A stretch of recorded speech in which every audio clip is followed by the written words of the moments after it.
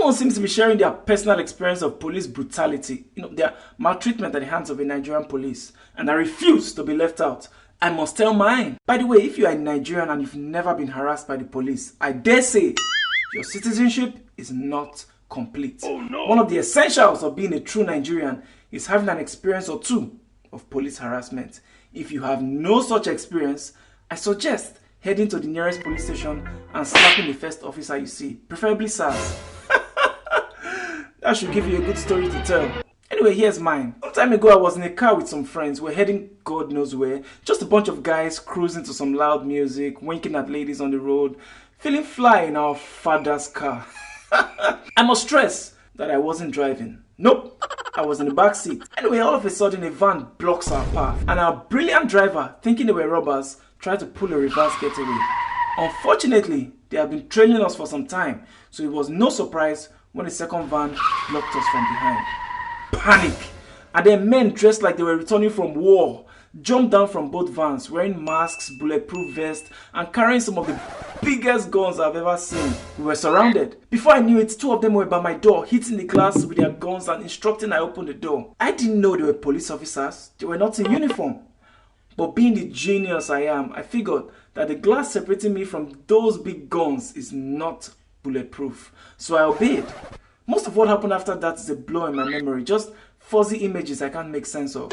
Why? Because the first slap that landed on my face was enough to make me partially deaf, partially blind, and partially unconscious.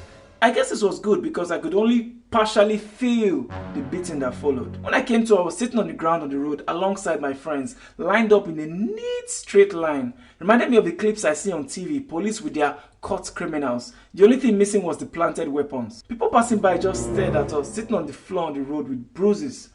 One of the most embarrassing days of my life.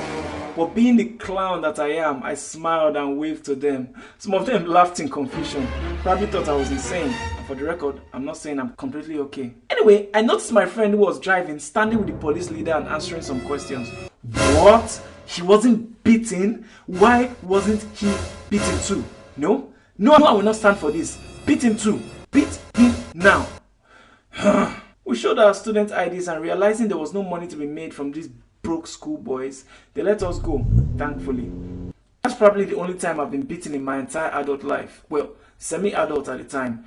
Of course, I've had many other troubling encounters with the police. Being a young man with plaited hair, driving around Lagos with a t-shirt, jeans and an iPhone. But there'll be other times to tell those stories. The thing is, I find myself afraid.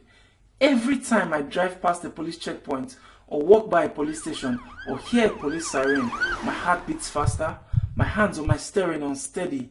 Even passing by a police officer on the street, I find myself unable to look him in the eye. But why? I'm not a criminal.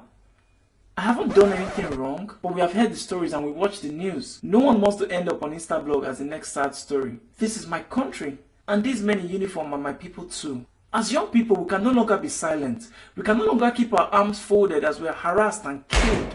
We can no longer watch our home be destroyed by a generation who have given us nothing but a broken country where nothing works. We need change, true change for the better. And that starts with you and me.